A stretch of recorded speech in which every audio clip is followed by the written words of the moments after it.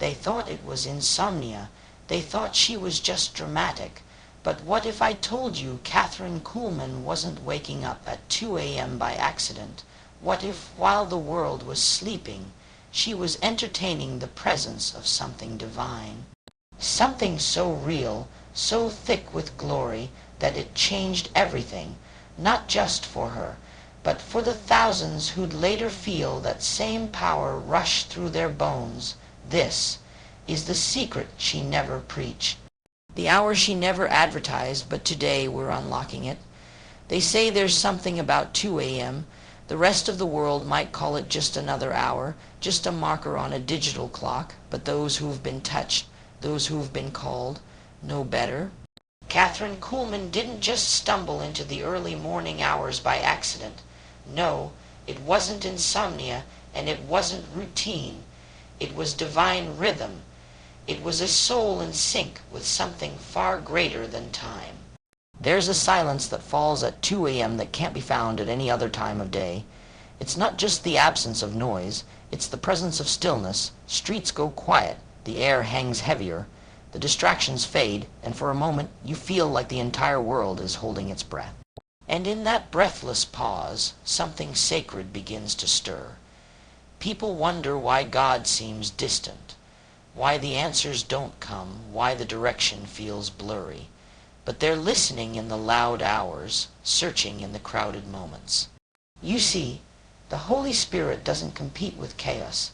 He waits. He waits for the quiet. He waits for you to stop scrolling, to put the phone down, to turn off the second screen, and just be still. Because in the stillness, the whispers come. Kathryn understood that. She understood that heaven speaks when the world sleeps, that some of the deepest revelations don't come when you're standing on a stage, but when you're sitting on the edge of your bed, eyes heavy, heart open.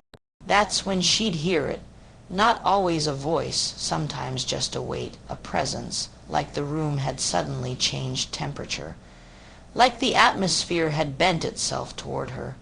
You know what makes 2 a.m. so holy. It's not that the Spirit favors the hour, it's that we become most available during it.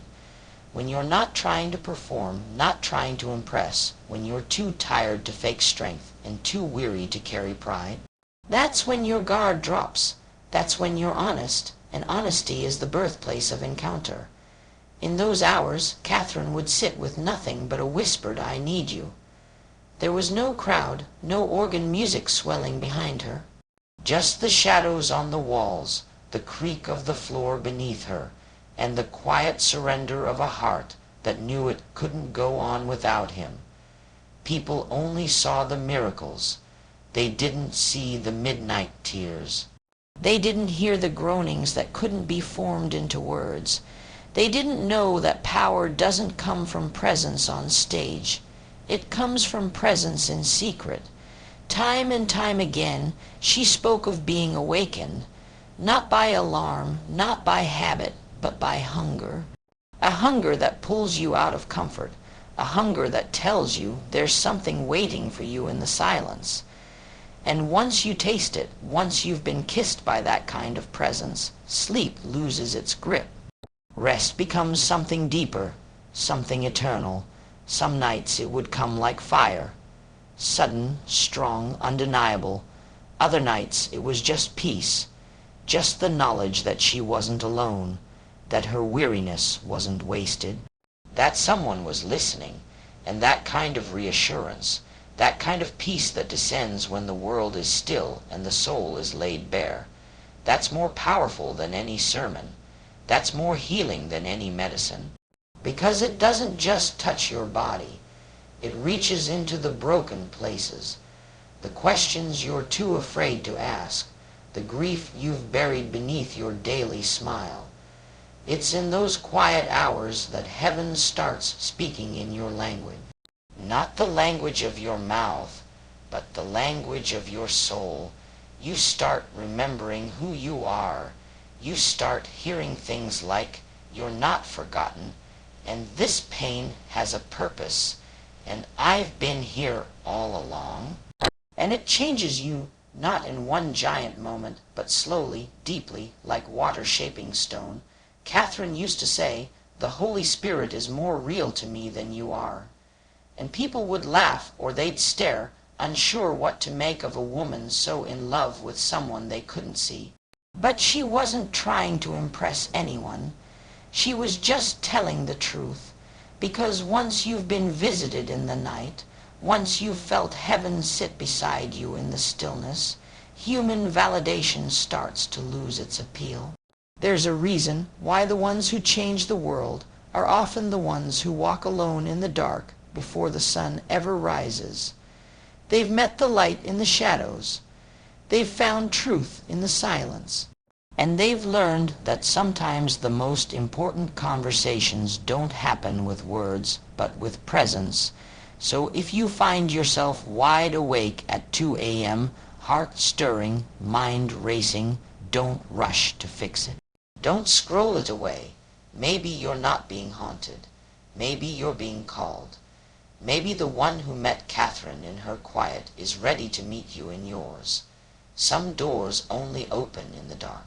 Here's the expanded asterisk asterisk, second key point asterisk asterisk, flowing seamlessly in tone and building upon the previous one about asterisk asterisk, Kathryn's secret place asterisk asterisk, and what really happened behind closed doors at 2 a.m. She never advertised it, never posted it, never stood behind a microphone and made it a spectacle. But if you knew her, really knew her, you'd know that the most powerful thing about Kathryn Kuhlman wasn't her stage presence. It was what she did when no one was watching. It wasn't the flowing gowns or the dramatic pauses. It wasn't the lights or the cameras or the stories of people leaping out of wheelchairs.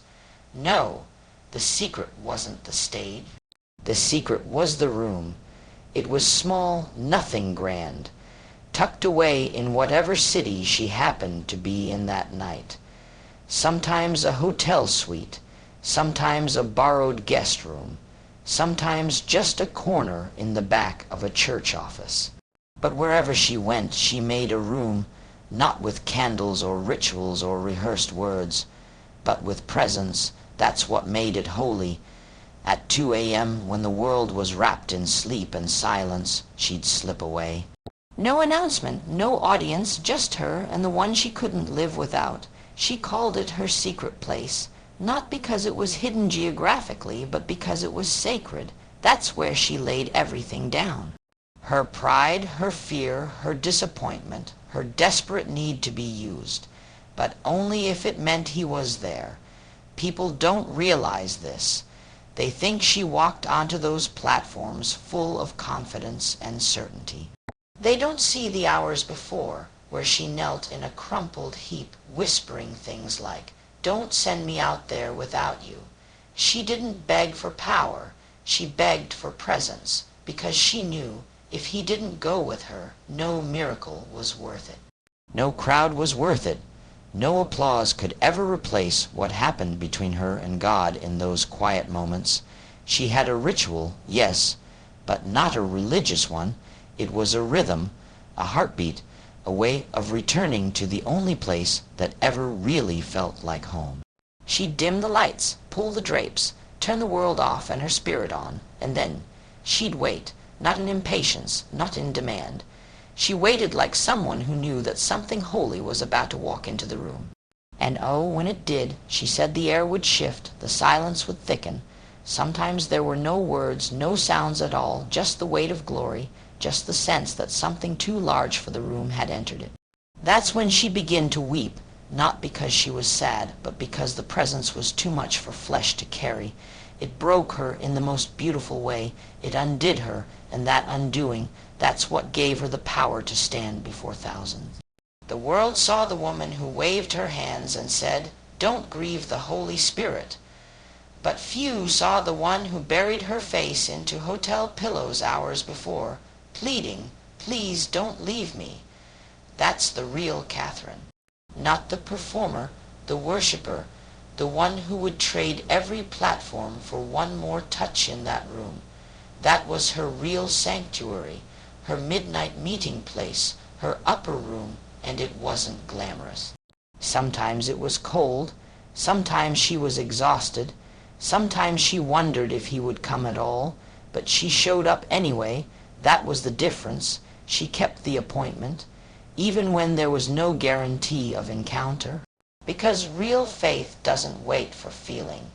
It waits for him. You see, the room wasn't powerful because she was in it. The room became powerful because of who she invited into it, and she invited him with her desperation. Her surrender, her silence, and he came. Again and again he came, not because she was perfect, but because she was present. Some people spend their whole lives chasing platforms. Kathryn spent hers chasing presence. And when you do that, when you value that secret place more than any stage, you start to carry something the world can't explain, something that can't be taught or learned or manufactured, something that only comes from the room. And now, years later, the stories still echo, the testimonies still ripple, but the real power, that still lives in the quiet tucked away moments where someone turns off the noise, kneels beside their bed, and says, "Here I am." Because what Kathryn found wasn't reserved for her alone. That secret place, it's still open. The room is waiting, and he still shows up.